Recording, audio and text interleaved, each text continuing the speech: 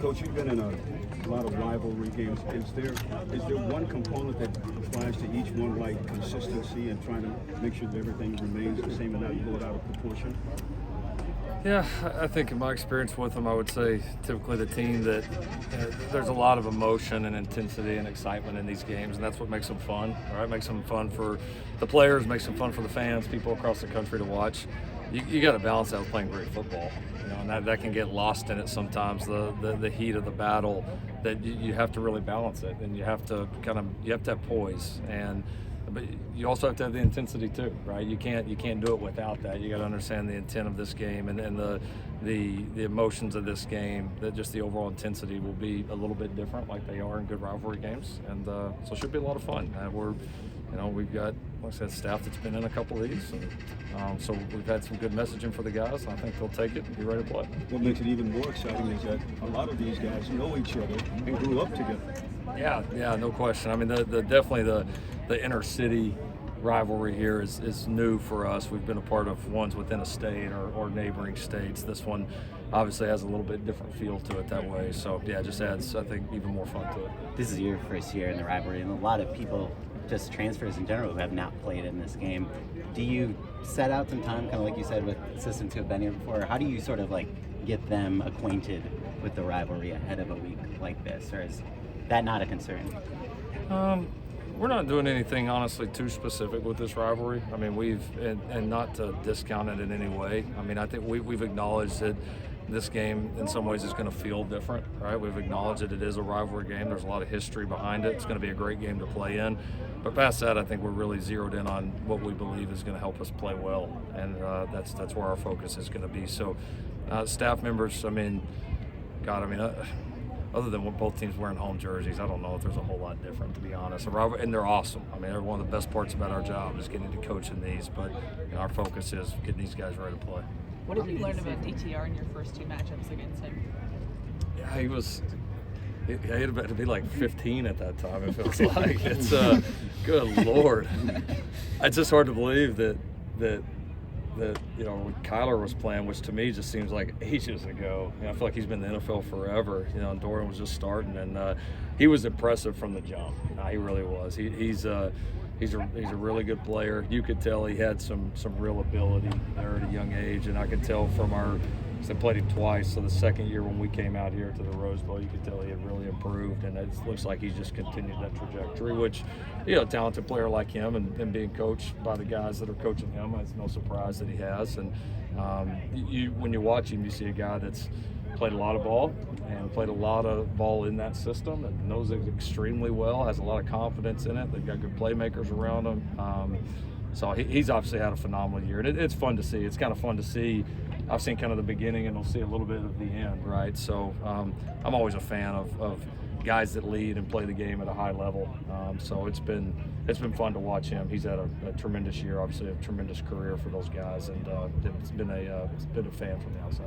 Who do you think is more advantageous in that type of situation? Dorian, who's played in this game before, or Caleb, who's new to this rivalry?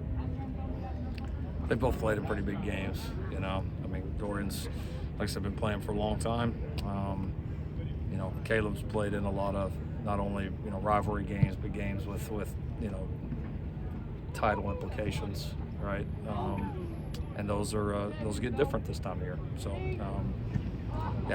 both guys are obviously very good players, but I like where our guy's been and some of the battles he's been in, and I think that will help him play well. How are Gentry and Mario looking this week? Say it again. How are Gentry and Mario looking? They're doing well. They're practicing, progressing. It's an inexact science. I mean, we're Tuesday morning right now, but we're hopeful that we'll be able to rep some of them both in the game. How about Max? Max doing well. Benefited from the game being on Friday, kind of the extra day in there, but doing well, able to participate some, which has been a positive. I know you said Austin Jones was obviously the number one option moving forward in the run game. Anything that changes in terms of that rushing attack without Travis, or is it just kind of next man up steps into that role? There'll probably be some things that change. Yeah, probably will be. I'm not going to get into them. So. Fair enough. What would you need to see from Eric to be confident in playing him on Saturday? I think just like any player. I mean, you know, that he's one, healthy enough to get out there and function, that he understands the plan and the way that we want to attack, and that he's, you know, ready to go do it, and then he's, you know, just like any position, becomes competitive. You know, there's competitive guys he's competing with for reps, and those are going to be the determining factors. And so for us, it's just a reset every week with these guys. It's a quick reset on here's the plan of attack. Who do we feel like gives us the best chance to go execute it? Being your first year in the rivalry, have any coaches, former coaches, or players reached out to you to express their opinion of how important it is? See you, Malcolm. Not this week, and I kind of go underground a little bit early in the weeks anyway. So I've talked with guys, you know, when I got here, just kind of as times went on, as I've talked to, you know, former coaches or former players, it's been brought up before. Obviously, just the opportunity to play in it, and they were obviously excited the fact of both teams potentially having, you know, strong teams and the game being more meaningful than just the rivalry, and that's what makes these even more fun. So yeah, talks before, but no, this week it's get the team ready.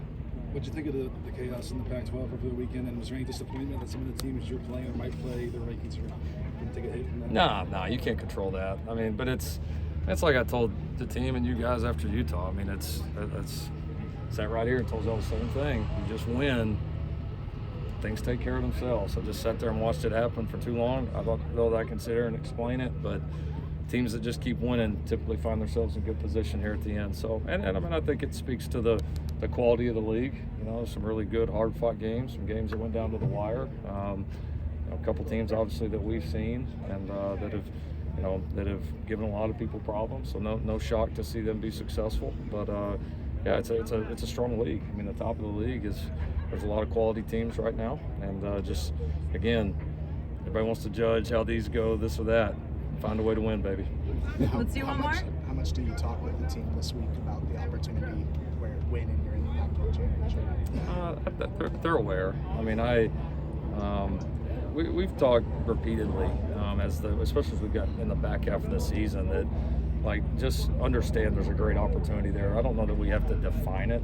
Like, I mean, there's a lot of potential opportunities out there, right? And so our deal has been just generally for them, look, understand you're in phenomenal position, and if you keep improving, keep giving yourself chances to win and go out there on Saturdays and win ball games, then they're going to get more fun, and there's going to be, you know, more opportunities and more things riding on them, and that's what makes these games even better. I mean, that's the best part of the year.